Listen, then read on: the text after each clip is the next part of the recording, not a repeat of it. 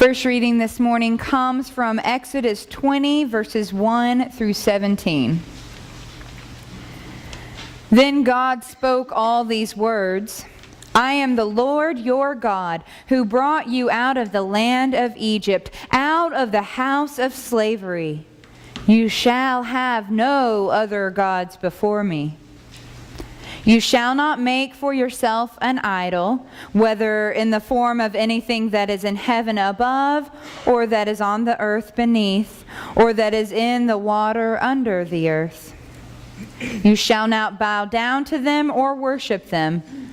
For I, the Lord your God, am a jealous God, punishing children for the iniquity of parents to the third and the fourth generation of those who reject me, but showing steadfast love to the 1,000th generation of those who love me and keep my commandments. You shall not make wrongful use of the name of the Lord your God, for the Lord will not acquit anyone who misuses his name.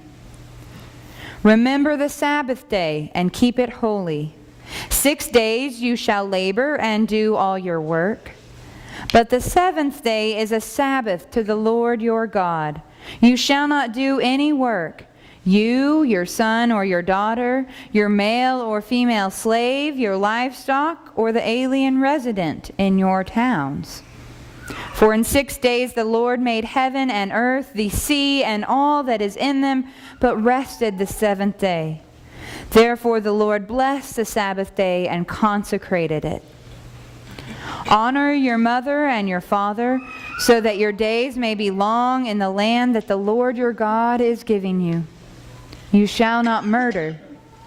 You shall not commit adultery. You shall not steal.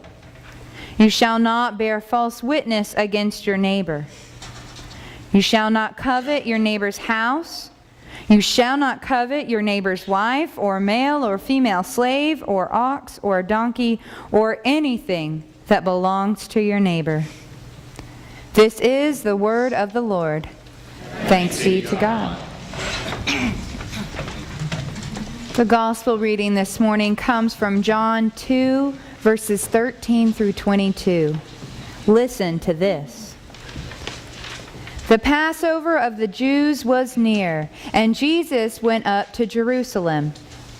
In the temple, he found people selling cattle, sheep, and doves, and the money changers seated at their tables. Making a whip of cords, he drove all of them out of the temple, both the sheep and the cattle.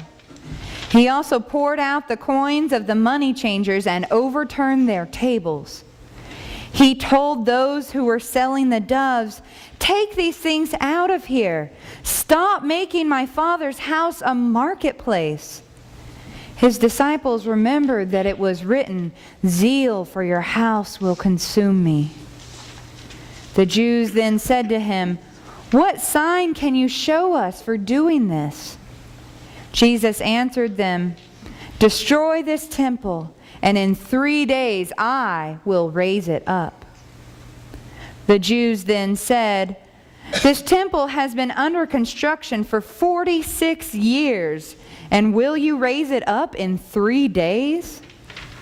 But he was speaking of the temple of his body. After he was raised from the dead, his disciples remembered that he had said this, and they believed the scripture and the word that Jesus had spoken.